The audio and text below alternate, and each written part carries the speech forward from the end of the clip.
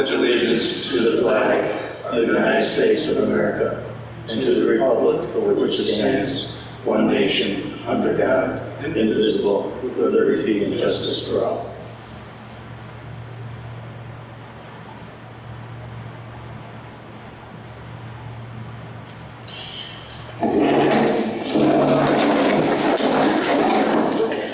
Thank you. Great to see everyone. A little cooler out there tonight, finally.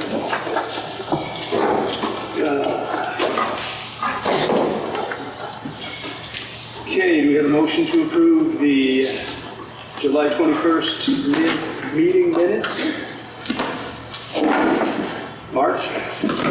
Second. Mike? All in favor? Aye. Do we have a motion to approve the August 4th special meeting minutes? Kit? And Mike. All in favor? Aye. Opposed? So moved.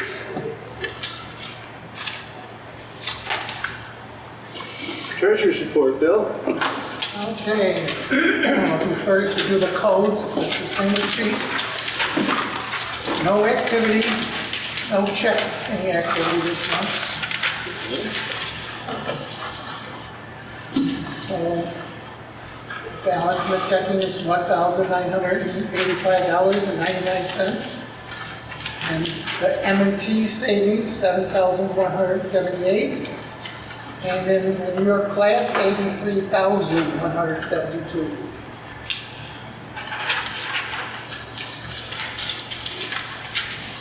There are no vouchers tonight in code.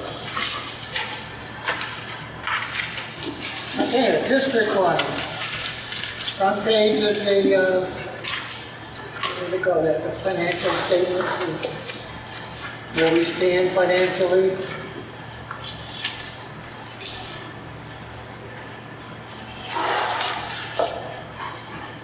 The next two pages are the, let's see, actually it's 3 pages.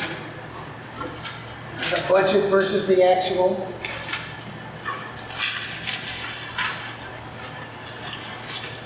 Fourth page is the bank account pages. The top is the New York class account. The bottom is the M&T account.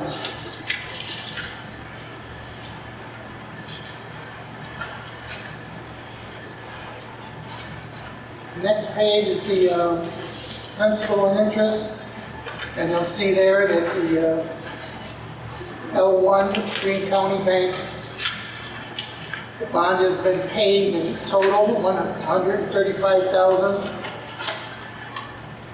and interest $397.58. So that bond has been, what do you call it, called or whatever, we paid it off, recalled. We have just one outstanding right now, and that's truck 2. The next page is the permissive referendums, and the first 4 at the top have a new item listed. The very top under fire apparatus.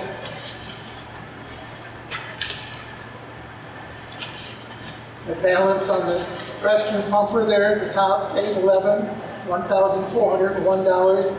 That's because it shall cost $1,401 more than you referendum 8 gave us. So I fully spent referendum 8, $910, $910,000. But I needed to take out $1,401, and I took that up above there.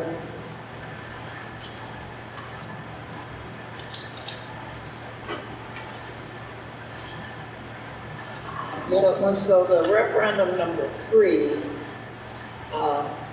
was to pay off ladder 1. Correct. And that's finished. Yes. So that could. That's going to be gone next month, but I put it there to show you that you had a permissive referendum for $136,000, and we only spent $135,000.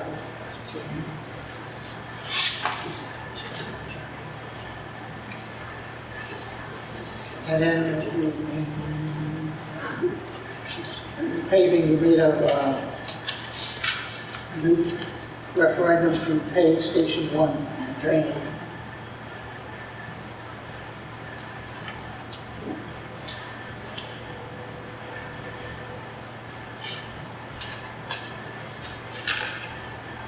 Next page is the service award account.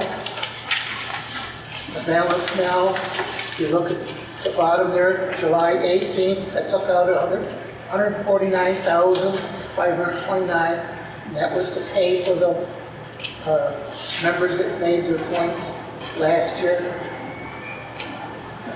They are collecting the money, their award. And since then, we've made $106,000 profit, and we've spent $1,000 fees. Our balance is $963,907. And the rest of the pages are tonight's vouchers.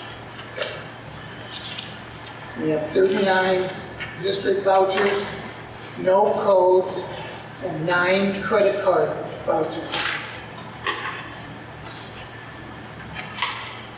And just notes, I have the principal and interest is fully paid on L1.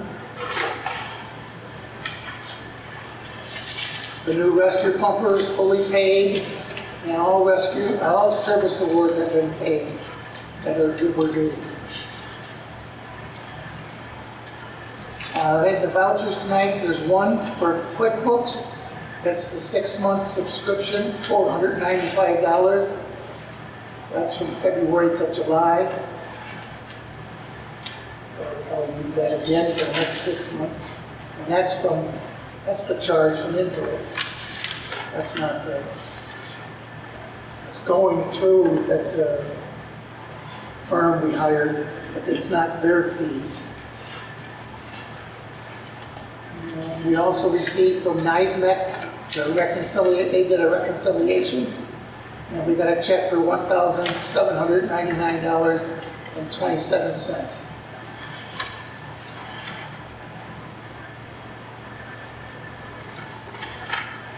That's all I have. Questions?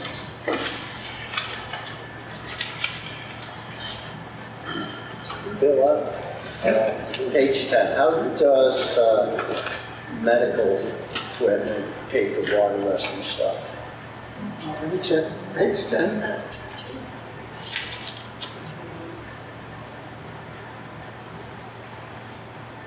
Where? Give me another clue there. Second item, has to be like 207, 3410, 207. Yep. Stuff above the folder is what's paid for. Stuff below is the. What's your question? You have, it's under the medical title. No. It's under water rescue. If you look at 207 is medical, 208 is water rescue. Yeah. There's the total, it's bold under the water rescue for the total for water rescue. Gotcha. Okay. Thank you.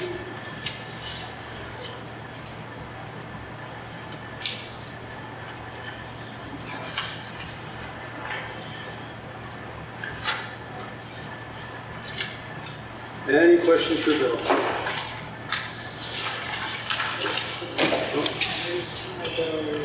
Do you have a motion to accept the report? Mark? And Kit. All in favor? Aye. Opposed? So moved. There we go. Okay, so request by Bill to issue an RFP for annual audits. Right, for the next time. Do you have a motion for that? I'll make that. Kit?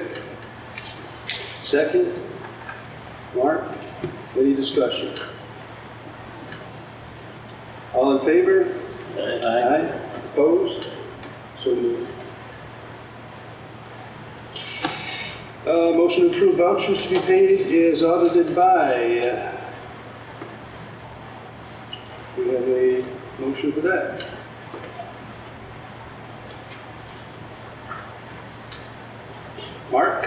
I'll second. Mark and Kit, all in favor? Aye. Opposed?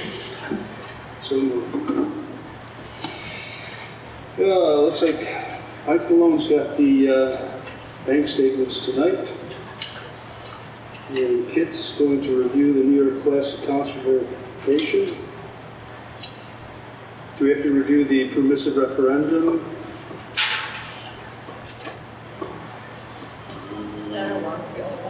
Yeah, it's just that one will eliminate. We need a motion on that? You don't think so? Correspondence, Amy?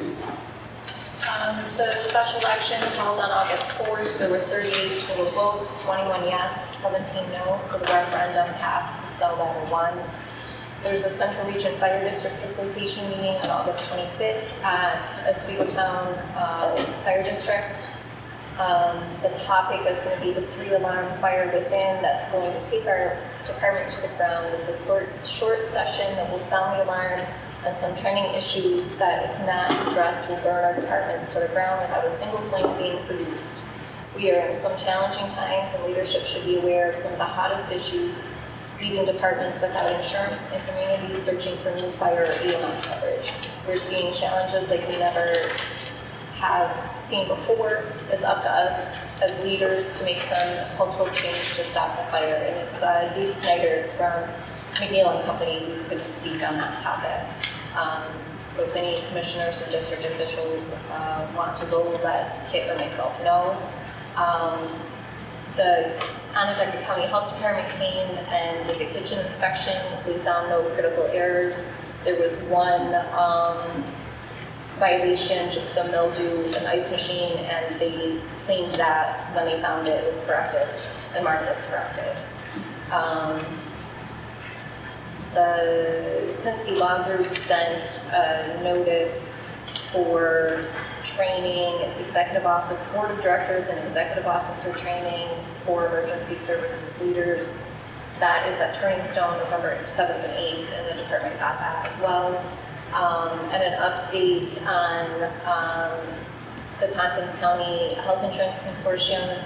The Finance Committee has reviewed our application and it's now sent in line to be sent to the board for approval. They have an annual board meeting on September 25th. It's an in-person meeting. They host a luncheon at the Ithaca Conference Center to conduct the annual board meeting. And at that time, they will approve the budget, premium increases, and accept any new members. There's also a informational session this week, August 21st at 5 via Zoom, that they're going to review any plan changes and premium increases. So I signed up to do that so that we can get that information. And that's all I've got for correspondence. All right, thank you. Chief's report? Chief Lacey? Good evening, everybody. So personnel interviews are in progress. Discussed again with personnel committee. We're work to canvass the firefighter EMT list. We'll be working on that later this week and next week. With the stipulation in the canvass that in order to be considered, you're a New York State, you have your New York State 229 or equivalent. So that'll be part of that canvass. In addition to the lateral hires that we're making, more to come on that later when we get to the personnel committee. Next item is the agreement with Chief Eve.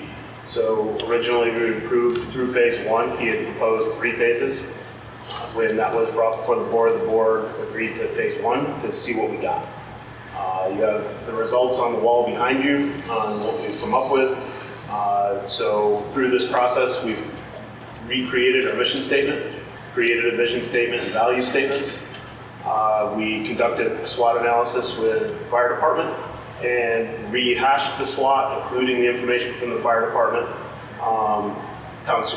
with the town supervisor, and then took the SWOT analysis, moved that into a gap analysis, and prioritized our gaps, and you can see those on the wall behind you, 1 through 6. That actually brings us to the completion of phase 1 with Chief Eve, and I think we have seen that it's incredibly helpful and really is keeping us in a position where, as we're identifying future goals, we're really going to have a partner in him to do that. So we have on your agenda phase 2 agreement. I'm asking that we agree to his modified phase 2 and phase 3 and continue to move forward with it. Do we have a motion to engage Chief Eve in phase 2? Kit, do we have a second? Do we want to do phase 2 and 3, or do we just want to do phase 2? I think we should complete all 3. That would be my recommendation is he's committed to us, let's commit to him to see this all go through. Okay, so phase 2 and 3. Still good with that, Kit? Yes. Mike? Yes. Any further discussion? All in favor? Aye. Opposed? So moved. Okay. We received correspondence from New York State Department of State that there is a grant for New York State recruitment and retention. We've discussed it and believe that that would be a perfect opportunity to try to kickstart a health and wellness plan. And I'm looking at some of the pieces of that. So through Let's Poll, there's an app called the Cortico app. That would really kind of be the base of it. And in there, that would be folks' access to the health and wellness program. Within that, we would build out the systems, right? So who are your peer support, who are professional resources, who are licensed mental health care professionals that they have access to through insurance, and a number of other pieces that get dropped in there. So it's not just an app.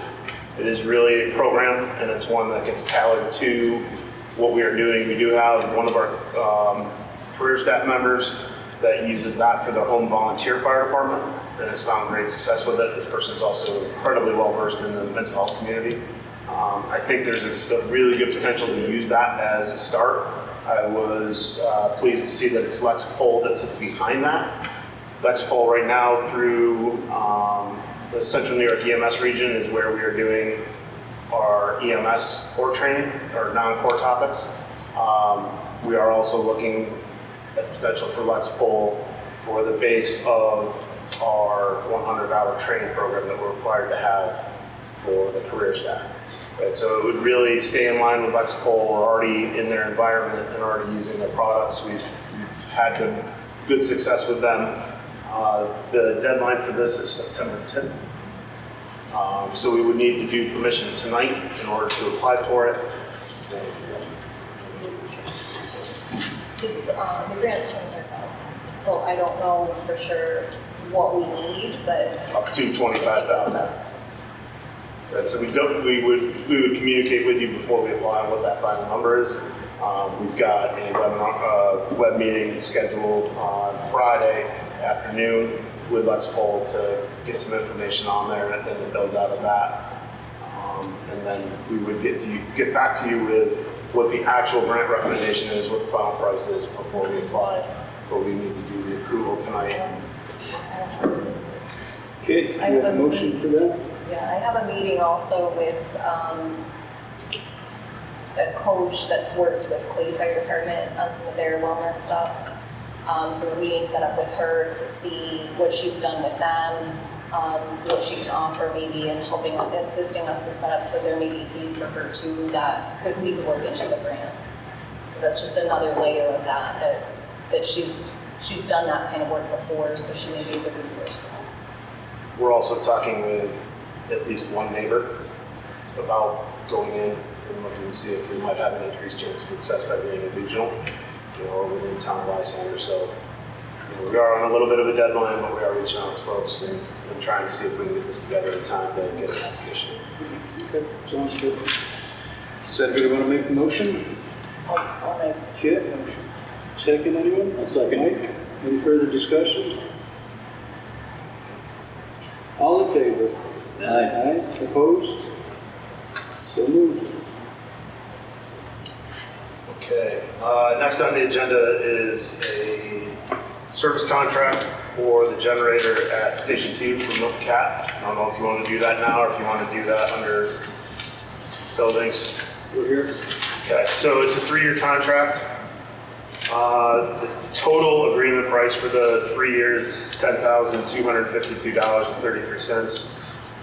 Year one, which includes 2 visits and load testing for Station 2. So not just going through the generator, they would come out, go through the generator twice, make sure it's up to snuff. On one of those visits, they will actually load test the station. Right, so they'll drop power to the station, make sure the generator feeds everything it's supposed to in the station, and that transfer is working properly through the transfer switch. They have also recommended a new battery for that generator and its intended purpose. They recommend an every 3-year replacement.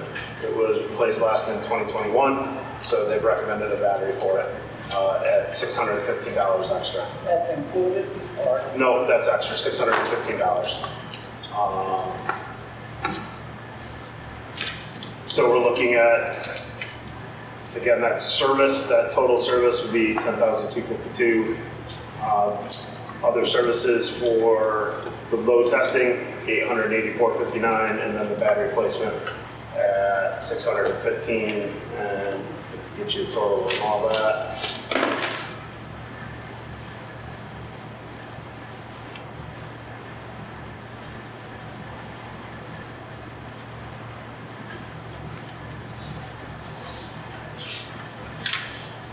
$11,752 over the 3 years, 6 visits.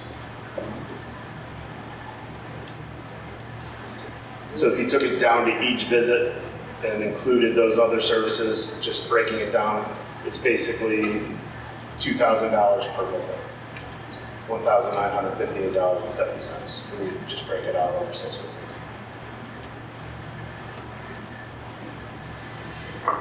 Okay, do we have a motion to approve the scheduled maintenance contract with Milton Clay?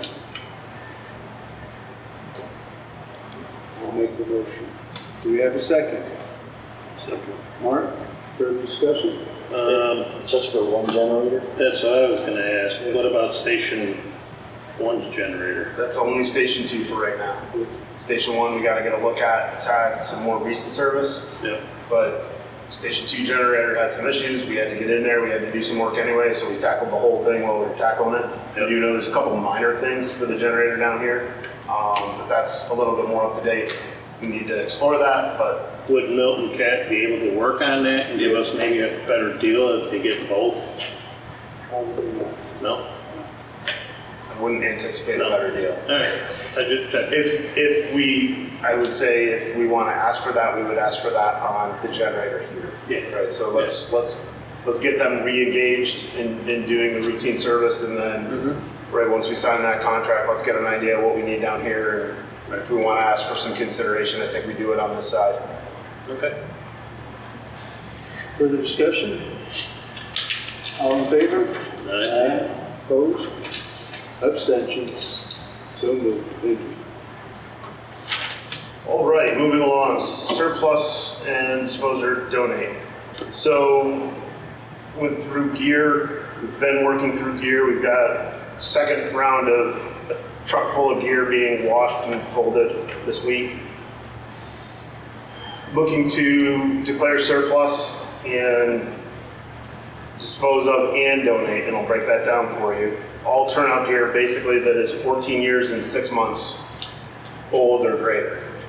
So we have a whole series of gear that will expire in March of next year. I would like to include that right with the disposal. So anything 14 years and 6 months or greater. That brings us to a total of 23 pairs of pants and 19 coats. And we have the helmets that we've already dealt with. There's a whole stack of them. I don't remember what the number is. I talked to an instructor from New York State Association of Fire Chiefs today, a fire instructor for them. They will gladly take that on donation. So we can donate, we have a source to donate those off immediately. So we'll look to move 23 coats, or 23 pants and 19 coats to donate. In addition, we have identified additional turnout gear that is thermal damage beyond us really being able to hand it to anybody. And that's 2 pairs of pants and 7 coats. And those, I believe, we should dispose of to make sure that we're not putting anybody in a position where they're going to get injured because it's already got thermal degradation.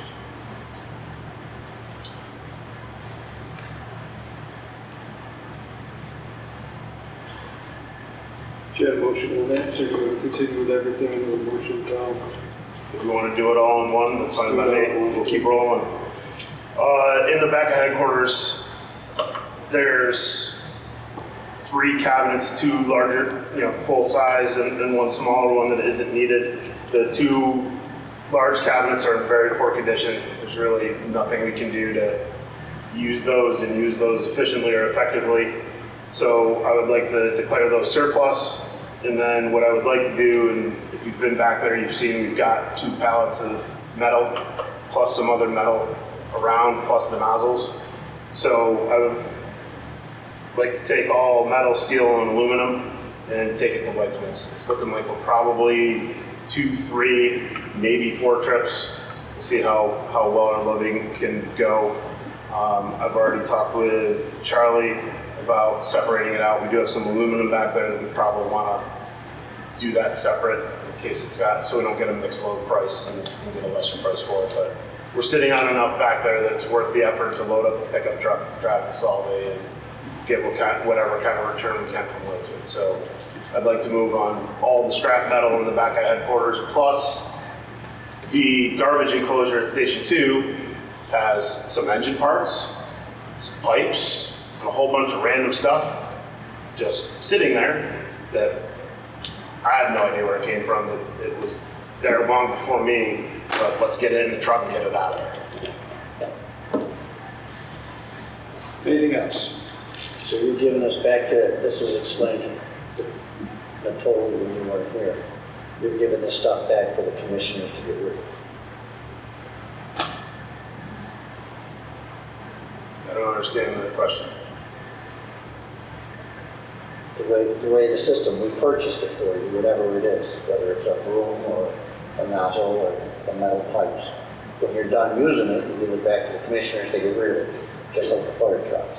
Like, the fire trucks are usually this way, same stuff. Right. Yeah, that's So what we're requesting. Yeah, Yeah, we're requesting you surplus it and we'll make it go away. because I think whatever night it was you were off, whether it was the last meeting or the meeting before, and I totally brought up the same stuff, and we discussed it. This is all new stuff. Yeah, we have not had the metal on, we've had the nozzles on there, but not to dispose of them that way. This is the first time the metal has made the agenda. Right there's, Because I know he had talked about like the TFTs and stuff like that. Which was, yeah, the nozzles were all on a meeting that I wasn't here. But now it's, right, we discussed stripping them down a little bit. We were gonna just dispose of them, now it's moving off to scrap. Yeah, I don't have anything for last month's meeting or minutes. All right, so we have a motion to accept and dispose of, as the chief mentioned. Declare. Huh? Declare. Declare. Okay. Was the chief declared? I'll make the motion. Do we have a second? Okay. Further discussion? All in favor? Aye. Opposed? Abstentions? So moved. All right, moving along. There was permissive referendum to purchase additional items for new engine 21. So we've gotten quotes on that as well, we were waiting that 30 days. So there's a couple of things in here. MBT, we trialed one that was less expensive, and that trial was unsuccessful. The user interface and how the MBT was set up on the screen was not usable with that particular model. So unfortunately, we were not able to do that. We were trying to find the right solution at the right budget. So what we ended up with is Patrol PC, MDT, and that comes in at $5,100. There's going to be a little bit of a turnaround on getting that. We do have a mutual aid partner that is using that exact same system and is taking a look. They likely have one that they're going to let us borrow and install. And then, so there's a dock and a computer.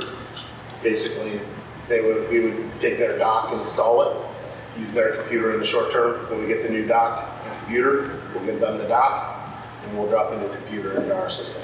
So if we roll with that, we'll be able to get that up sooner rather than later due to their kindness. The next thing on there is a battery operated fan, right? So we are in progress of trying to get the petroleum off the vehicles because everything's moving battery. So for new 21, instead of bringing over a generator and an injector, looking to go to a battery operated fan, not the same model that we're carrying on 11, but it is powered by Milwaukee, which is what all of our stuff is currently. So we're staying right in the Milwaukee sphere, right, with batteries and charging capability that we already have within our rigs. And we also have mutual aid partners that are running the same system, right? So if we're out of juice and mutual aid is on the scene, go to their rig and grab a battery too. So that battery operated fan came in at $6,400. So we'll look for, the third thing on there is a Knox box 2-barrel system. So for the Knox box keys, right now the control mechanism that we have in our rigs is a single key. That unit now has 2 keyways in it, so you can put 2 keys in. I talked with Chief McIntyre from Northwest and said, does it make sense that you carry our key and we carry yours? And he said it absolutely does. He took that to his board, they approved that. So they can carry ours and we can carry theirs. So with this purchase, we'll also ask that same thing, and I have it further down. That key system, it really doesn't cost anything extra because they don't sell the single key model anymore. Well, they sell a single key, but that 2 model, it's the same control unit. It just has 2 keyways in it. So for that, we're looking at $1,434. So those are the 3 purchases. And then separate but included is the permission for us to let Northwest carry our key and for us to carry Northwest Knox. Okay. We have a motion on all of that. Mark? Second? Mike? And further discussion? So this would, the interchangeable keys and the 2 keys is only for a new engine 21? So that's where we'll start, right? If we've got to buy a new box, let's buy the 2 key. I think from there we have right now 11 doesn't have one. So this will get us started. We'll be back to you with probably another box for 11, and then looking at moving our units that handle a single key, moving those off the Chiefs vehicles and carrying Northwest's key in the single barrel so that we can tell them we have an electronic accountability of theirs. Right, so eventually all this moves to 2. There's no need to just scrap all of our boxes and go to 2 for everything. Let's one by one. So 21 tonight. The next thing that I'll be asking for when it comes to the Knox boxes will be 11. We'll pursue additional opportunities as we see them, but it's not a priority and not looking to spend money right away on it. I think this is something we can adopt over time. Thank you. Further discussion? All in favor? Aye. Opposed? Abstentions? So moved. All right, just a notification on a budgeted item. Turnout gear, we're looking right now and identifying personnel for 15 sets of gear. So the line item was $70,000 for turnout gear. Right now with our pricing as it stands today, hopefully nothing changes on us. For a full set of turnout gear plus the non-structural coat, we're looking at approximately $4,500 per set. So that's the full set of structural plus the non-structural coat. At that $70,000, that gives us 15 sets. So we'll be looking, as long as that pricing holds for now, we'll be looking at purchasing 15 sets of gear, just to let you all know that's coming. The next item on there is to request a permissive referendum for $370,000 for an SCBA purchase. We have been talking SCBA for a while now. We've been looking at what our inventory is. We've pulled the number of packs out of service for brakes and thermal damage, and one of the big reasons that we have to explore this right now is come November, we will not have enough bottles to run our riding positions. They passed their 15-year limit on where they can be high priced. So instead of investing in a number of bottles to carry us through until we do new SCBA, let's do new SCBA. Right now, we are running a couple of different versions of packs on at least a couple of different NFPA cycles. This is a clean start. We also have some masks that are out of date, out in the line. We do have a couple of folks that we bought new masks for last year, but we know we've got some out there that are beyond the date where they should be used. So as we explored this, it made sense to move to a new SCBA. Unfortunately, it puts us right on the end of the NFPA cycle. SCBAs will be rolling out on the new NFPA standard in March of next year. But NFPA allows you to go 2 versions behind, right? So we are going to be well within where these will still be within what NFPA recommends. And if we need to down the road and we need to upgrade or have a upfit to a new NFPA standard, you're looking 5 to 7 years before you even start thinking about that. Right? So there's no dire consequence to us being right at the end of this NFPA cycle before anyone comes out. What we're looking at going with is Scott X3 Pro. We would change our connection between the bottle and the air pack. Instead of the standard twisted on, screw on, it would be a snap change. So basically the bottle will just snap into place. No more threading that high pressure hose into the bottle directly. It just snaps in and snaps out. We stayed with the emergency breathing safety system, and there's 2 big changes that we're looking at with this purchase. We're looking at going from the Scott 4.5, so a 4,500 PSI cylinder, to the Scott 5.5. That will allow us to go to a 45-minute bottle, which is where the NFPA standard is and is going to for other standards. And it will keep us at the same profile for the bottle we're carrying right now. So we're able to meet the cubic feet of air that we need to have in a higher pressure bottle. So that's one change. We're going from the 4.5 to the 5.5. Considering our mutual aid partners, and John, jump in here if I've got something wrong, if I'm lacking something. Northwest is already running the system, so we will be interchangeable with them. I'm not sure who the other folks out there are that are on this, but this gives us enough bottles to maintain it, and our closest partner is on it. The other big change is moving to a new face piece, so coming off of the 3000 and going to a C5 face piece. The main reason for that is to future-proof.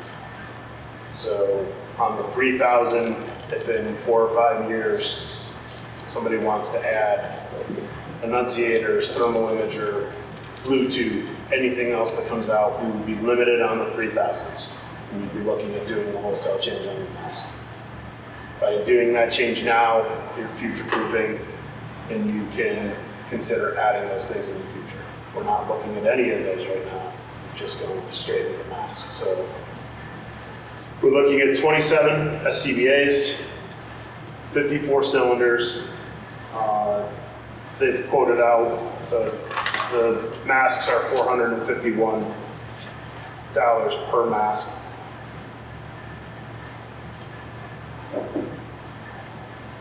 We've also looked at our RIT packs, so those would get changed out, the 2 that we're carrying currently. We would go to, we would also be purchasing 3 RIT PAC Fast Attack 5.5. So it's a little bit smaller bag with all the capability that we have currently. And then a tool adapter that will adapt from that snap change so that we can still run our airbags. Right? The airbags in the road, so there's a tool adapter. Chief, what else do you got to add to that? So wait for the questions, if they got any questions. Just a simple one, the bottles are gonna fit into the apparatus, correct? It's already been tested. Just, basics.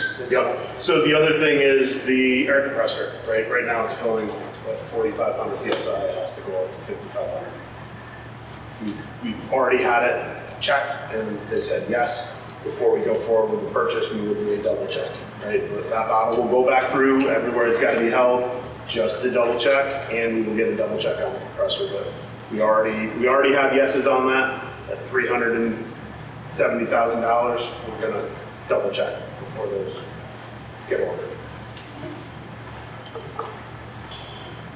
All right, did you, I know you and I discussed in the past the air packs, but you bumped the number up to 27. 25 is your guesstimate. You and I had kicked between 20 and 25. So we have 25 riding positions. That gives us 1 spare pack per station. So as we look at the alarm response and everything else, you never fill the seats. And since you and I had talked about this, I was curious or thinking, if you went with 20 and you found that it didn't meet it, then you'd add 5 more. For the same reason you're cutting down right now, which makes sense, is not just to buy because that's what you got seats for. You don't have enough people to fill the seats. And I think even with the stats, they're still declining.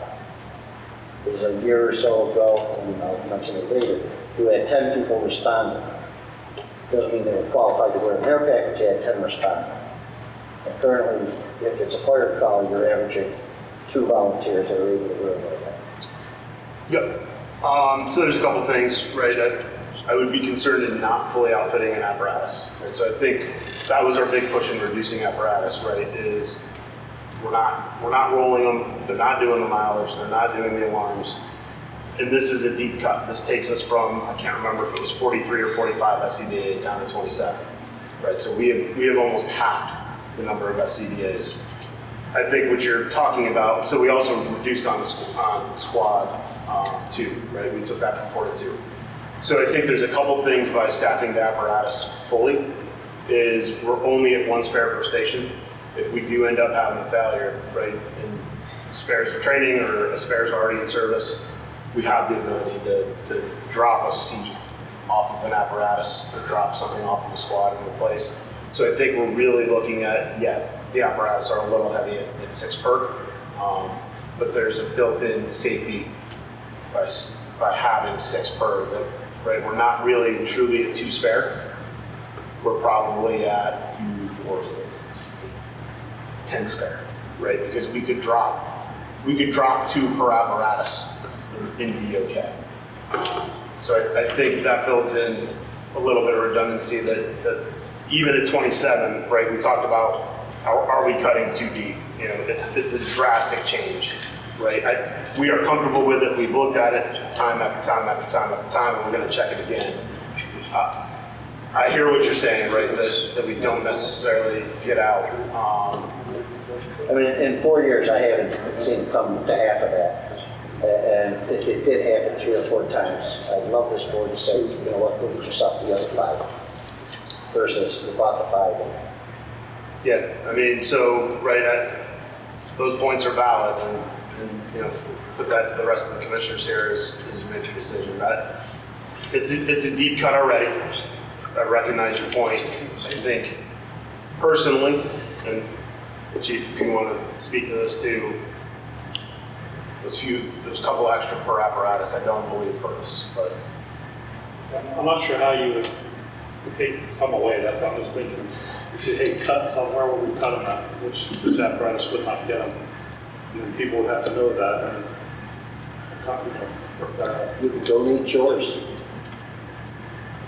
that's, we talked about that already, if this push comes to shove, because these are newer packs, so if it goes in for repair, gotta make sure we have some, mine would be given up right away. I think, like I said before, the number we already went down to is design.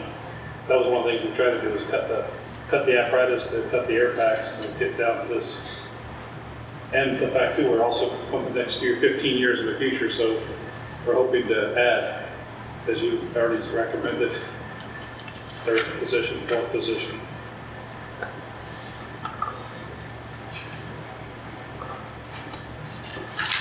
Okay, do we have a motion for that?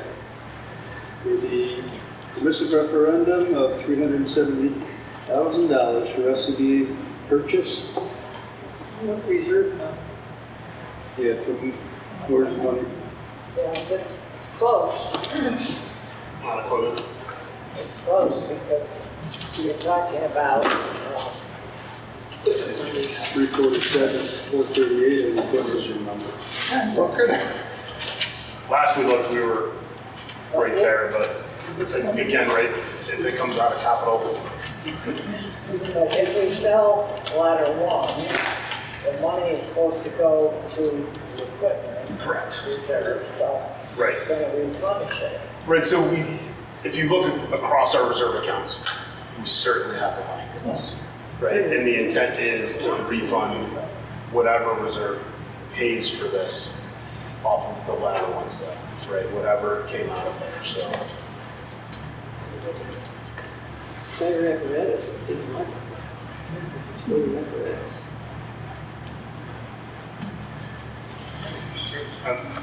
Personally, right, I'm not particular because it's, right, if you drain the equipment fund and there's something we need to do, you're gonna make a transfer anyway. And unlike your city budget, that if you don't spend it by December 31st, you lose it. Right. This rolls over. Yeah, right, so yes, we have to designate an account, I'm not ready, we can call it, I'm not sure the rules on it, right, but call it capital, or if we need to make a transfer from capital into equipment to do this properly, right, and then upon successful sale, ladder one, we're gonna refund that, right? Right now, you've got 411. If you spend 370 plus the open, you got an open one for 1,900, an open one for 15,000, open one for 10,000. You're okay.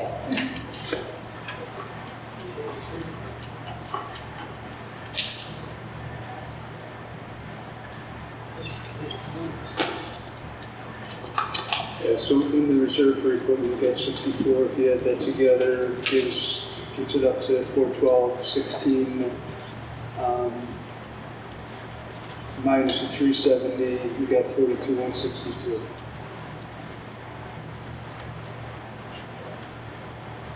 And then once the ladder sells, we can move that back into equipment or apparatus, whichever.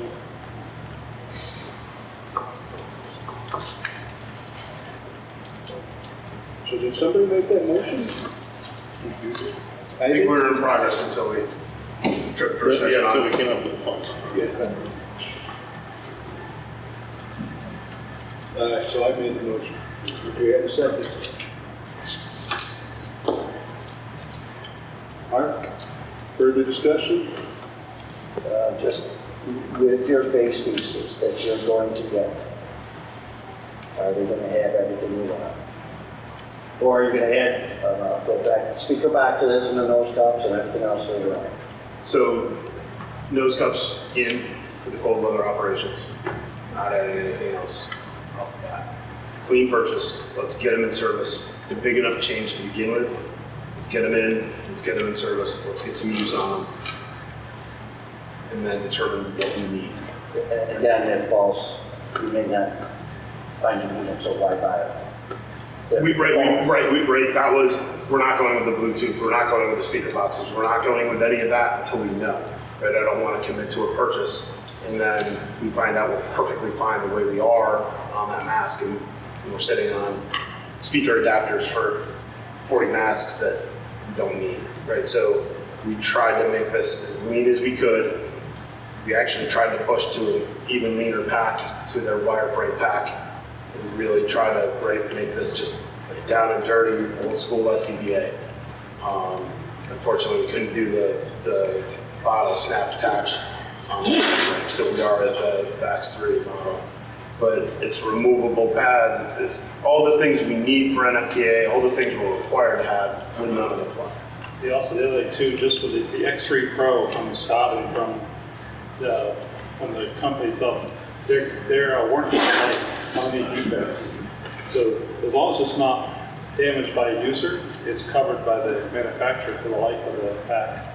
So that's something that they didn't offer in the past. So if it's damaged because someone's negligent or tears it up doing something, then it's not covered. But he's correct. Also, the pads are replaceable. The shoulder harnesses come off. They can be washed separate. Everything is different from what you would normally see in a pack. So that's another long term. There's a savings involved with the fact that this will be taken care of service-wise. It's covered. And the lifespan is 15?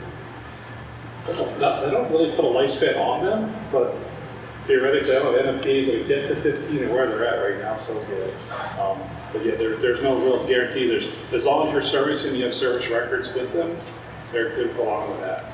At least they haven't really put a definite number on yet. Yeah. I don't know what the new standard's going to say. We don't know what the new standard, right? NFPA is we see everything moving towards a 10-year cycle. I'm hopeful that SCBA doesn't go that way, right? To Chief Melchier's point, right? If we can justify based on use, care, and if there is an NFPA upgrade, right, we can easily get to 15 years on this. We're already past that on a lot of our packs. The NFPA is a law that says you have to change, right? We know we're in a bad way with our packs. If we really set out, and now that we have the respiratory protection plan, and now that we're doing a few things a little bit differently than we've done with our packs before, as long as we have that care and maintenance, I think we're going to be very comfortable pushing beyond 10 of these. So will these come through, like Sourcewell or state bid? So it is on New York State contract.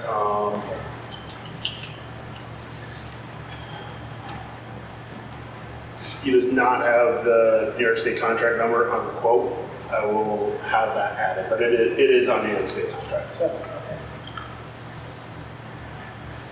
Further discussion? All in favor? Aye. Opposed? Abstentions? So moved. All right. So moving on, we continue to work on the response order guide and the first 5 arriving apparatus. We had another meeting with some good conversation on water supply, and really good conversation on communications and a universal communications model between us, where something means something and we're all saying the same thing and mean the same thing. Places where we are actually, putting in prompts for our chiefs and for our officers based on what their action is. So if you do this, you say this. If you do this, you say this.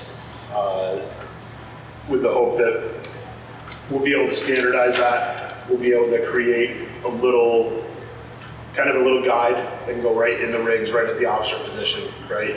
And with just a couple little 3x5 or 5x7 cards, it says, right, if you've got your water supply, you say this, and it's very clear. We are very, very much on the same page as to what this order looks like. And we all believe that if we can get this adopted across, we'll be able to start training on it this fall and throughout the winter collectively. So we'll all be training on the same things. One of the departments is actually asking for the final draft so they can start building their response plan and their boxes off of it. They already started doing that, and they're looking for me to finish up the final draft so they can adopt it. So we're in a really, really good place with that. I'm hoping to have that one more meeting and hopefully have that before you next month for adoption, where we would we would buy into that as well as the other districts and departments. So I'll get that out to you shortly so you can start seeing it and have an idea what it is, but we're making really good progress. And then we already talked about the PAC-Bs.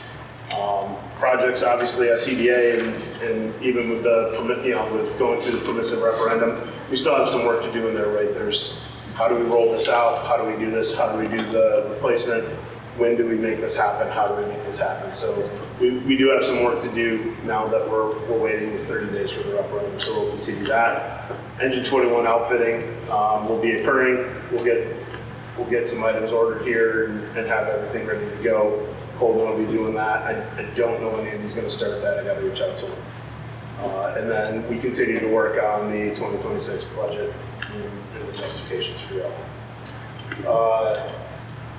No significant update on policy. Really, I think the next thing you're going to see there is going to be that response order guide and adopting that. Moving on to Chief Natoli, he could not be here tonight.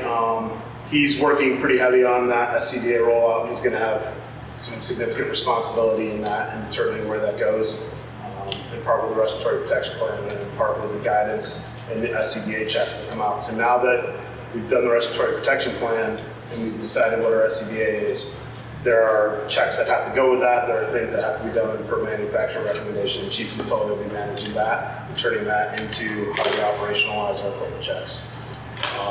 He's also editing the 3 policies, the edits that we agreed to for the respiratory protection plan, the personnel levels, and the risk management plan. He is working on those edits to get those done so we can get those distributed. That's all I have for me and Chief Natoli. Pending your questions, we can move over to Chief Melchior. Any questions? No? Chief Melchior? So training wise right now, so a couple things we're doing on training. Next week's coming up for tools because we've got the new stuff in from Mr. Goldberg, so we have tool training so we can get that on, get everybody trained up on that and then get it on the apparatus when it arrives. The other piece that we're doing with the training is we've recognized that we need to make sure that everyone that's qualified to drive 11 and drive engine 21 are ready to go when that is put in service. So for the next month, we'll be doing some EVOC training, some pump training, and then we're also going to be working on trying to revise some of the driver training and EVOC training for people that are driving and pump operators for that. Another piece to that is since the policy was approved on the personnel levels, I'm trying to identify what's in there and make sure that all the volunteers are adequately trained and or seeking training. I can offer them the training they need. So one of the first things that is an easy reach is making sure that the online training's done, the 100, 700, 200 ICS programs are done. And then the other piece of that is CPR and AED training for everybody.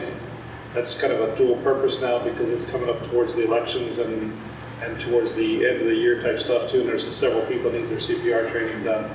So we're working on that to have that happen. Are they going to be notified, people that need training or? Yeah, so the last time I sent an email said if you received this email, you need to get your training done.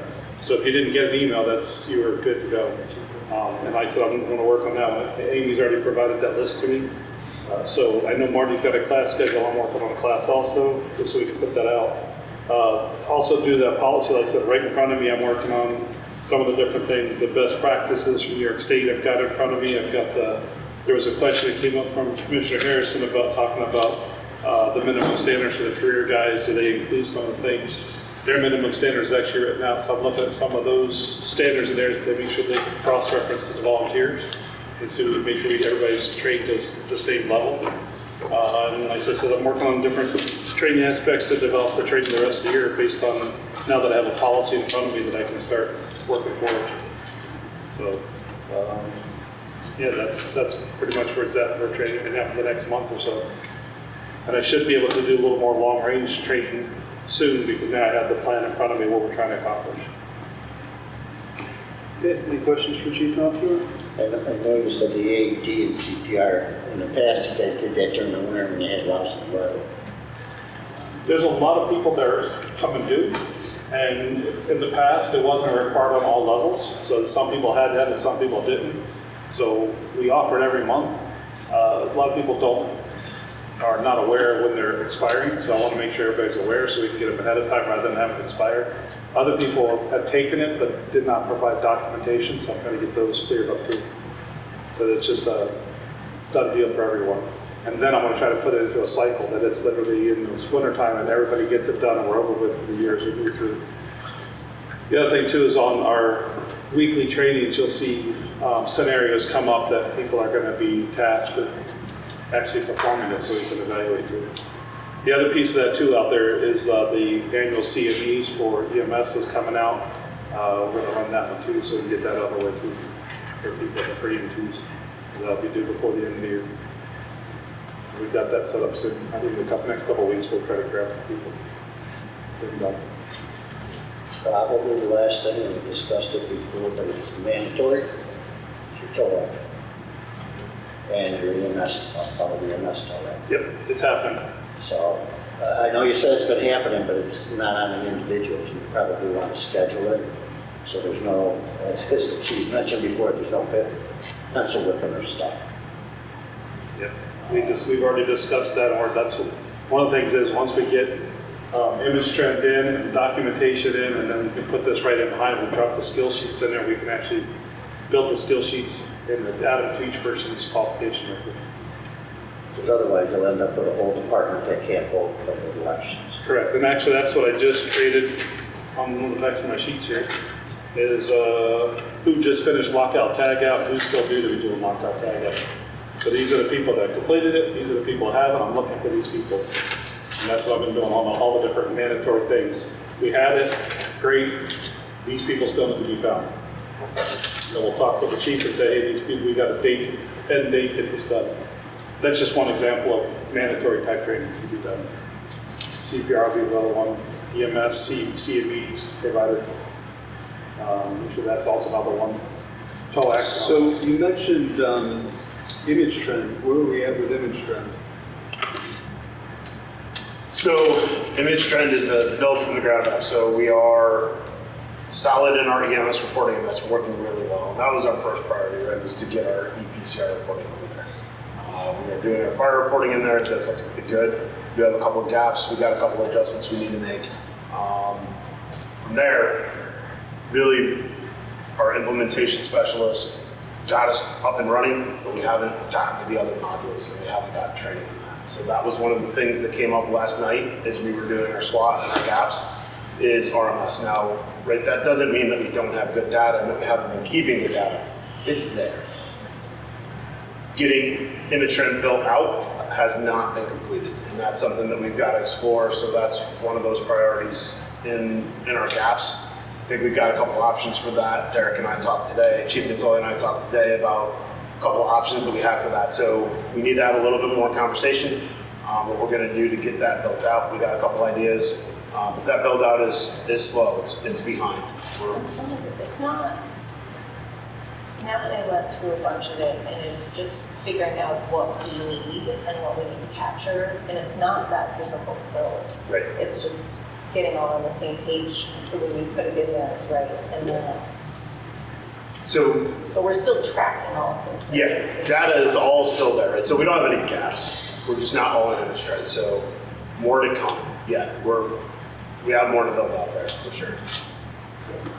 And as I said last month, the people that are attending training, that are on this list that are attending training, are pretty much the same people that they're getting their training done. It's the people we're not seeing on this list is where they're running into issues.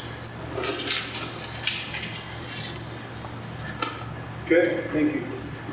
Long-term planning, Michael.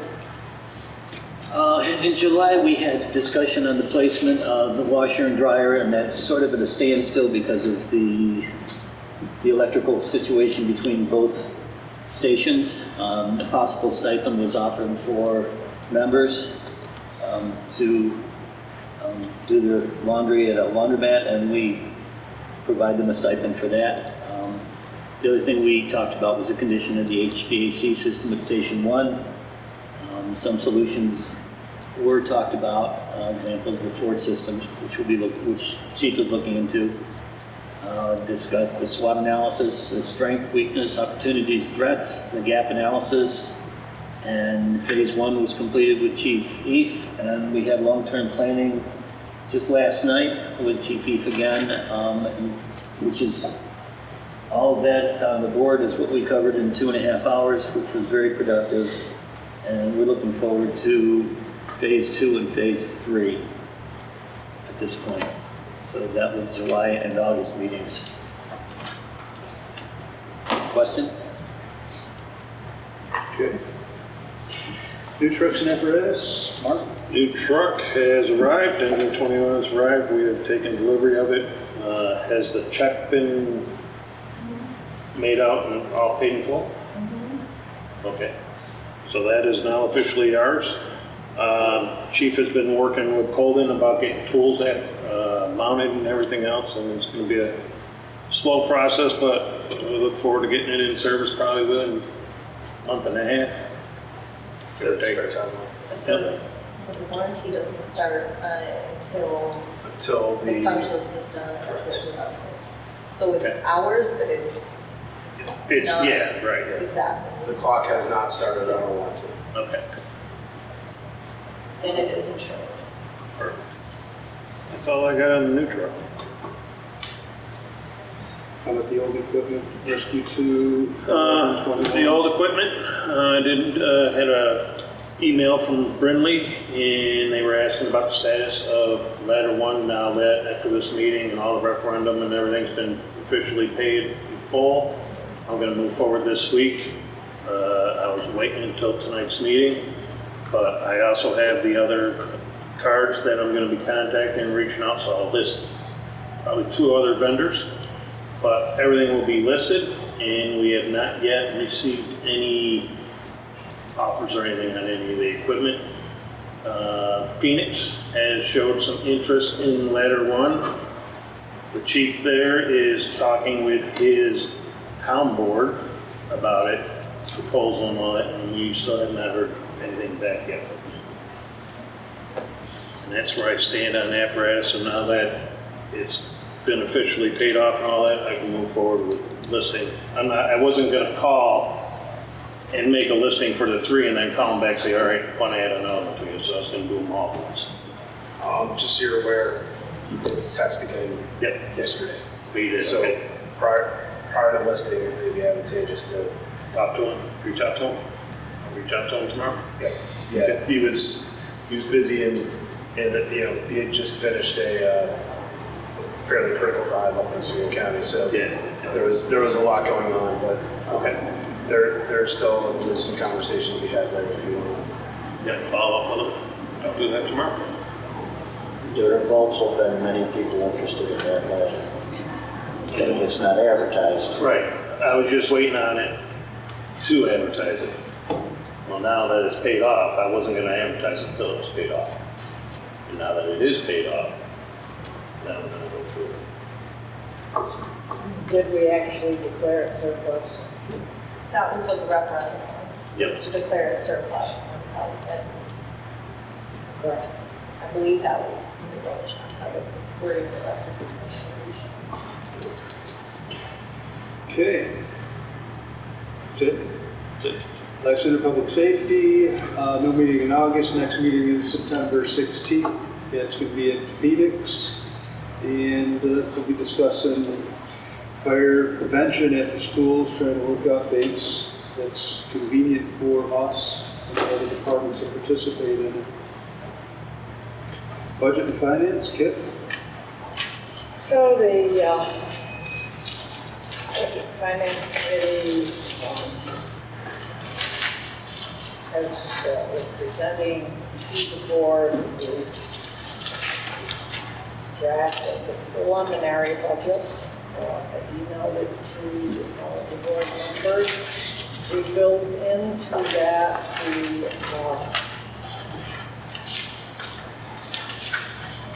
starting January 1st, 3 firefighters per shift, as we discussed last week. So, if you had a chance to look at it all, if you have questions, what do you want to talk about? So there's a lot of talk and work that went into preparing this. As you look at the numbers, you can see that there's increases in certain areas, and then there's definitely decreases in other areas.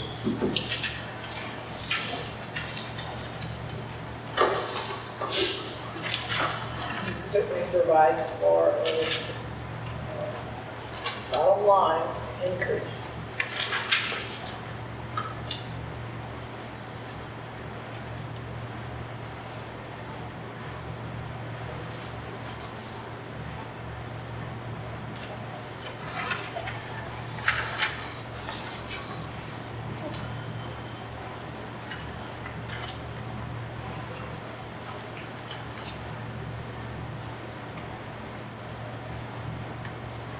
So the process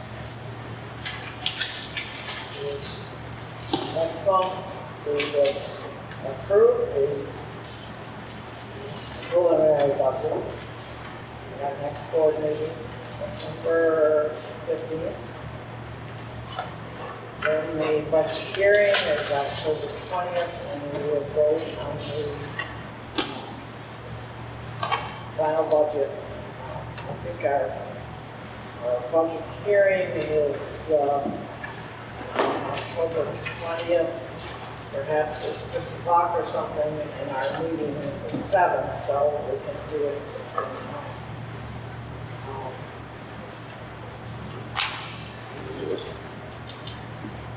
Budget hearing October 20th.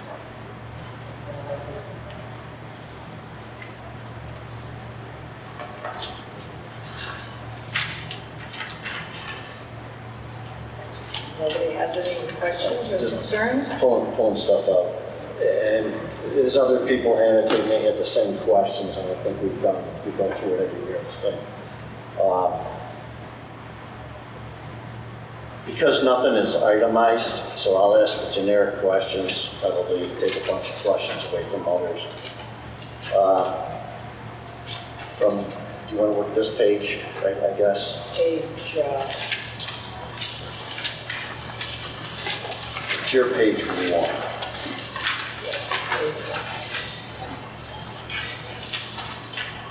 From the 25 for equipment, the second item, there's a $60,000 increase. What, I guess, what equipment and if at all possible, if a line item could be done, ballpark? Yeah, we have a full line item. Yeah, you can see I'm just throwing it out there. Yep.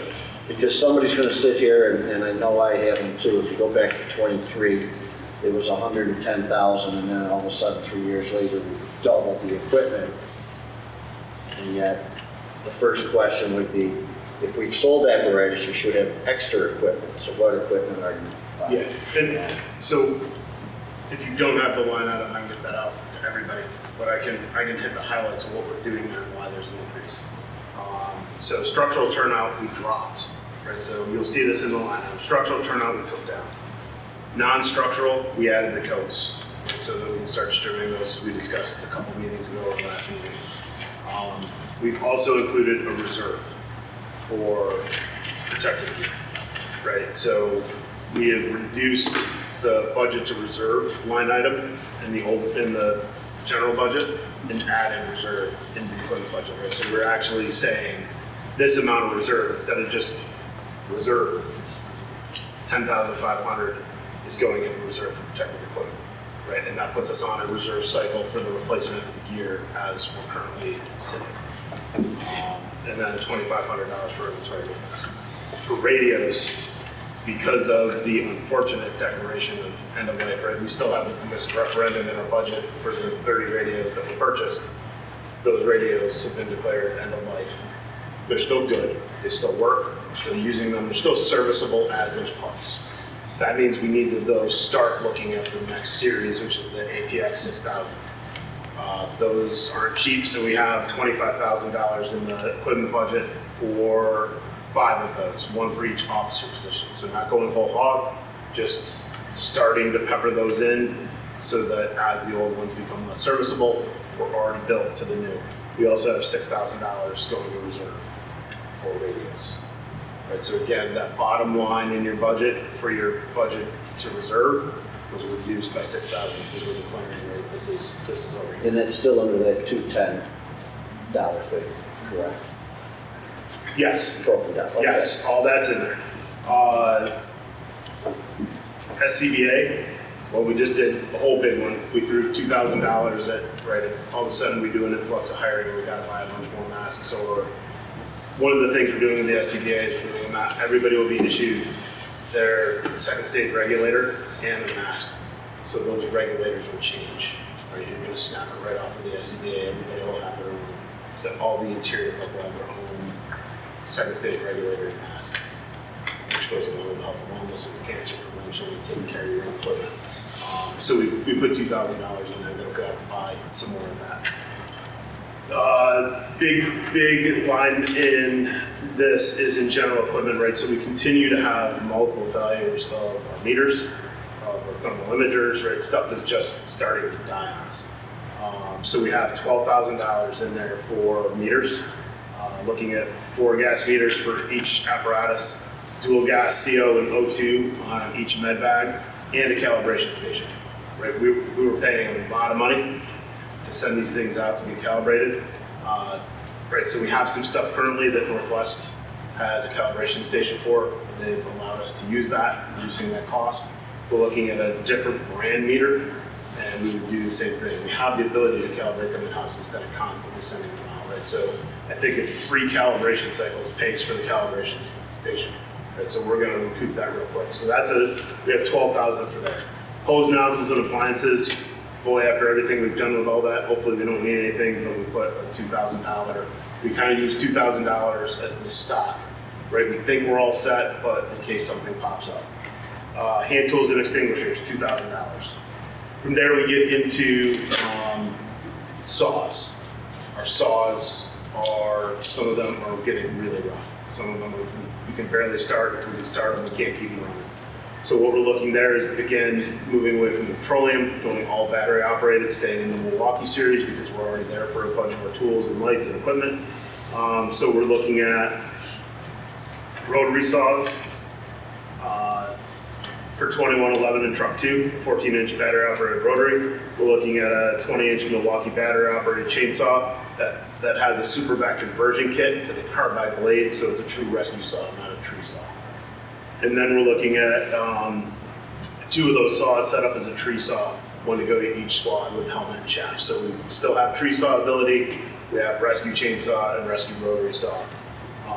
And then we budgeted for battery operated fans for 2111 and truck 2.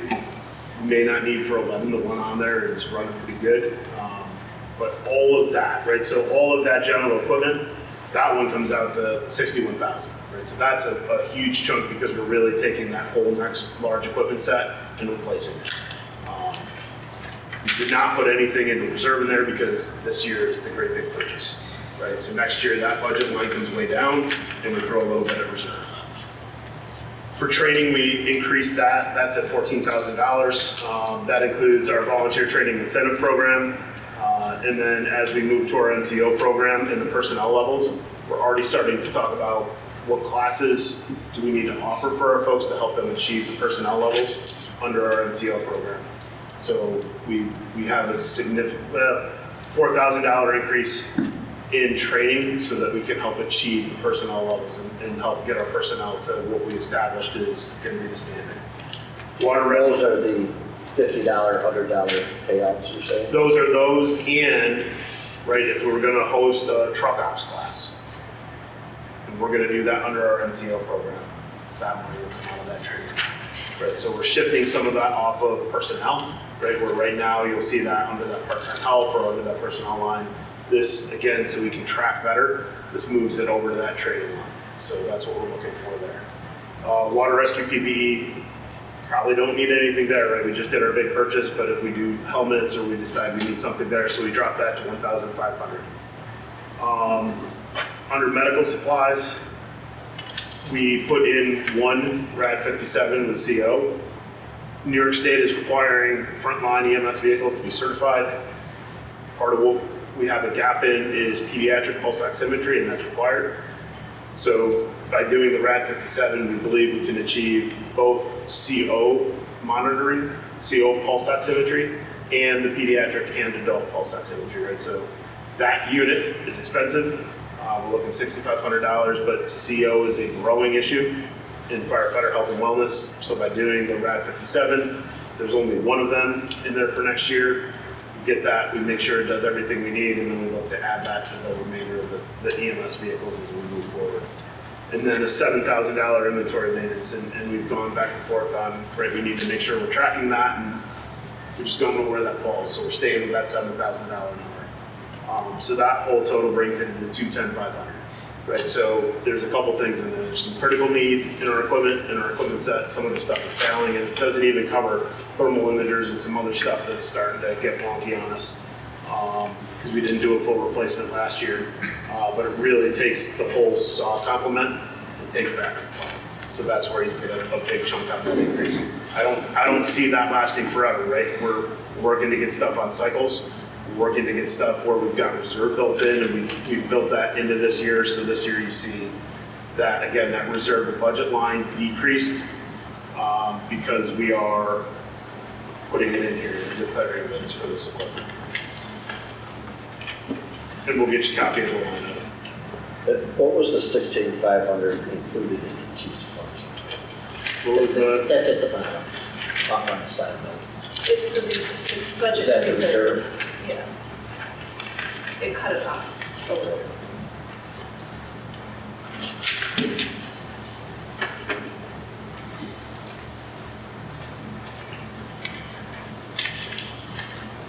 Any more questions?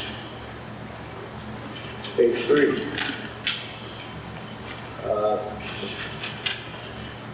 We have department uniforms with travel and firefighter expense and also other. We've got district uniforms. Didn't we, back in March, agree that we do that out of 2% because it affects everybody? Because we were talking about that money account type of thing. That's another department uses. Yep, and we're still exploring, right, we're moving towards the shop, right? This is, in the district budget, we need to cover our career staff. I don't know what the line item is there for the department, and that's something that we have to continue to talk about, but right, we are talking about 2%. We did t-shirt purchase for everybody out of the 2%. Now that we have the personnel levels and the risk management plan that says we have to do certain protections, now we'll look for our interior folk to start moving to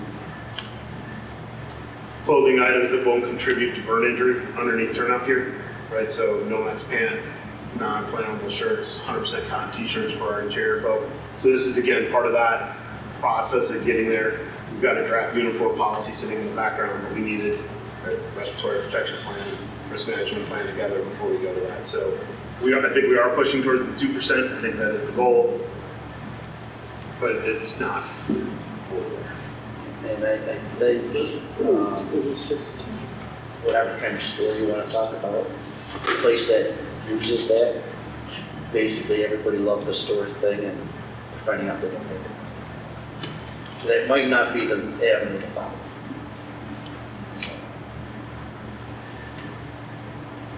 Everybody kept at their business meetings was like, take it out of that account, take it out of that account. Well, that account was supposed to be a forever account, and just kept robbing it. So we're finding out now that if Chief Lisa got it at 5,000, I want 5,000 for a party too. So they had to give it to him. That's not. At this place it was. So that may or may not be the avenue, but anything that you can consolidate I think would be good. And the increase in supplemental insurance, under insurance last item, that wasn't there before. Under fitness, 35,000. That's 2,000. That's huge. What's that? That's huge. So that is, 2 to 35,000. so that is right, currently, our volunteer staff has supplemental insurance that covers them.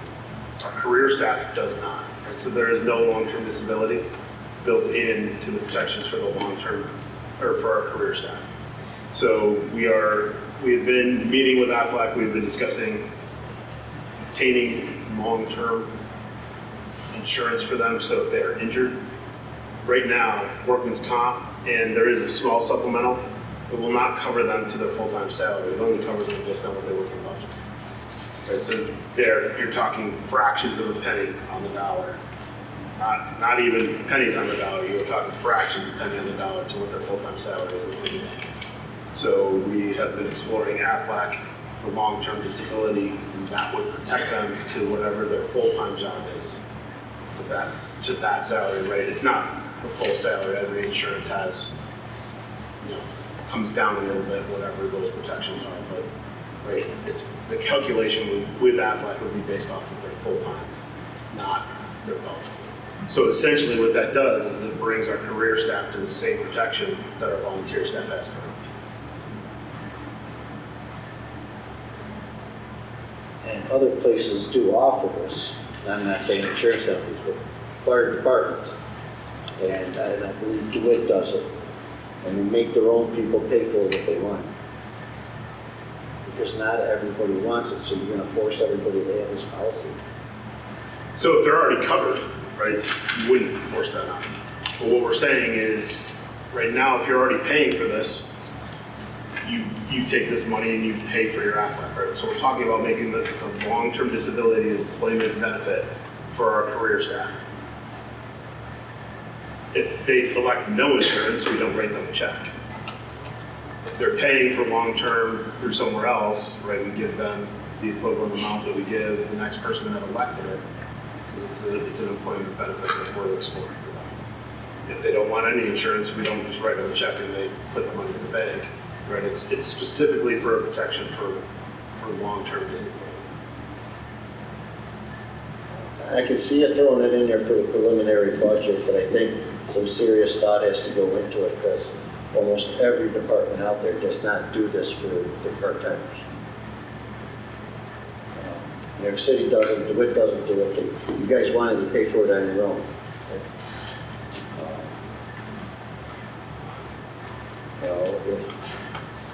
I'll pick on you, Antoine. If you didn't work here and you worked at Wegmans, would Wegmans pick this up for you? This policy, self-insurance? I'm not sure. Probably not.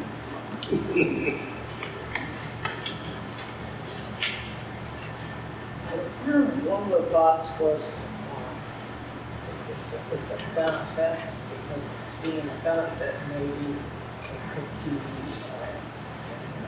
in lieu of a salary, per hour increase. Spoke about that. It's a benefit.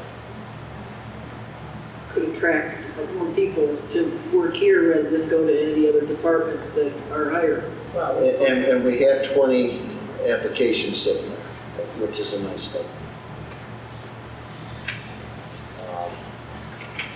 Because if you throw it out as a benefit, you're going to lower their income. not lower their income, but it's in lieu of.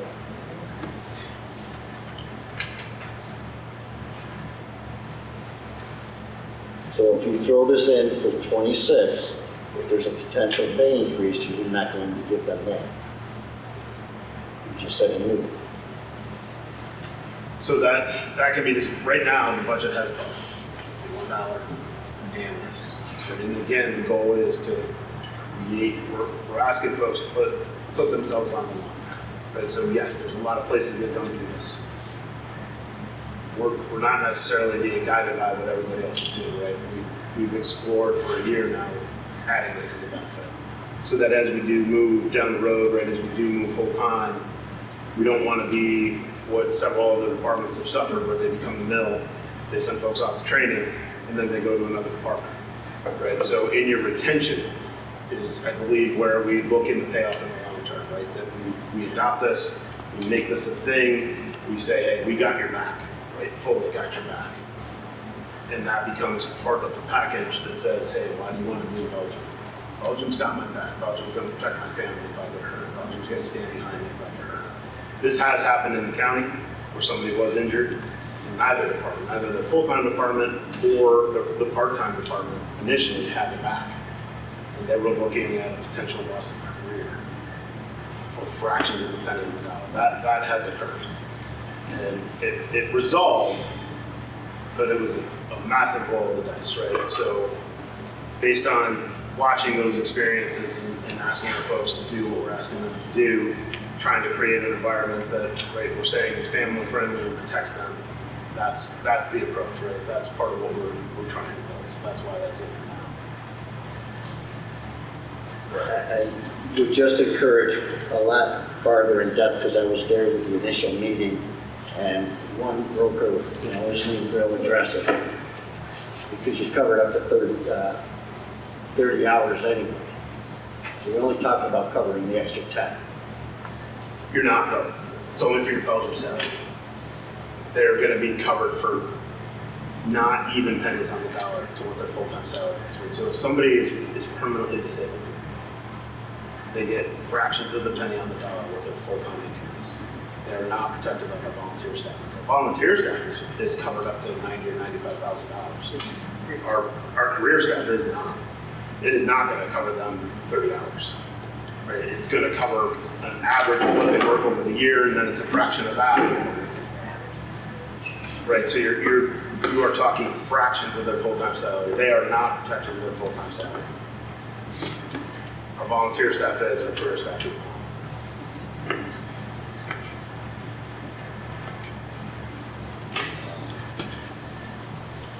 What about the $26,000 increase in IT managed services, I think it is? Software? Did you see that, Mike? I do now. Wasn't circled, but What's that for? We're due to renew some licenses for the Meraki, and we need to replace the firewalls. So that's 16,000 just for that. And then 5,000 licenses renew every 3 years, so we're doing the licenses as well. That's 5,000 just for the licenses.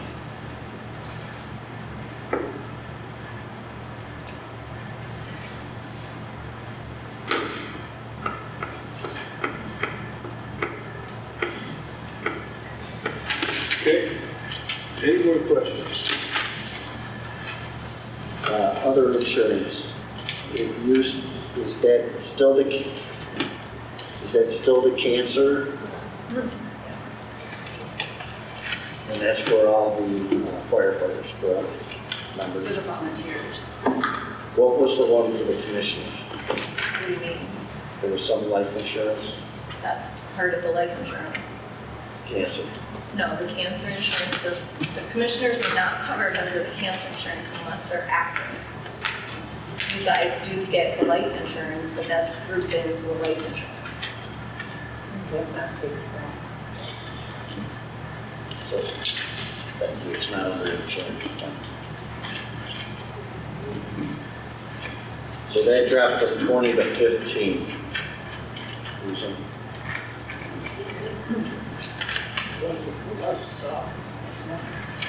How many members do we cover?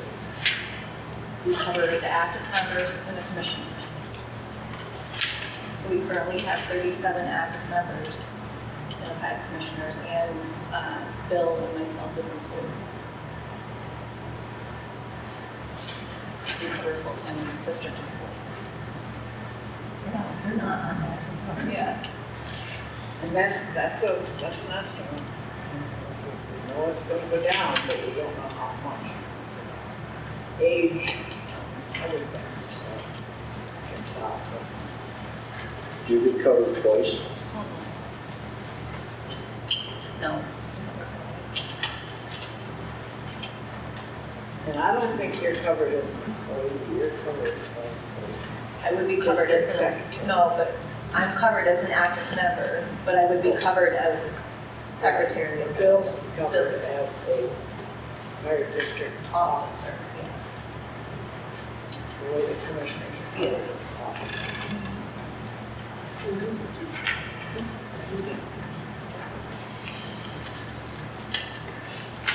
Those were the big things I saw, as Bart saw, everything else. I just found it interesting that there was a duty crew meal expense for 2,000 for 2025 that I didn't even know that anyone was using for duty crews. I don't think there'd been discussion, I remember there being a discussion about that with some of my friends, but there's a lot of things that are going down, which is good, because we must be coming up with better numbers of things. There was a big decrease in payroll service. Yes, that's huge, and that's,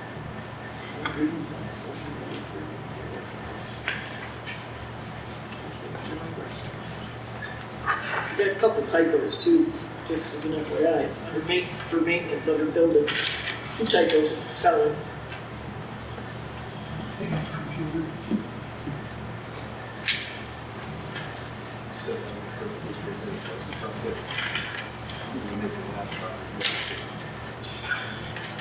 Okay. Moving on.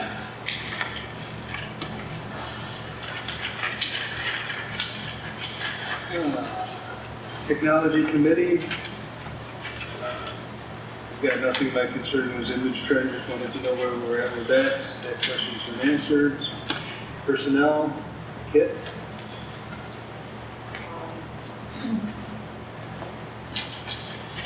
We've been conducting interviews for firefighter PMP. We are prepared and making offers to Mike Grabowski, Joshua Griffin, and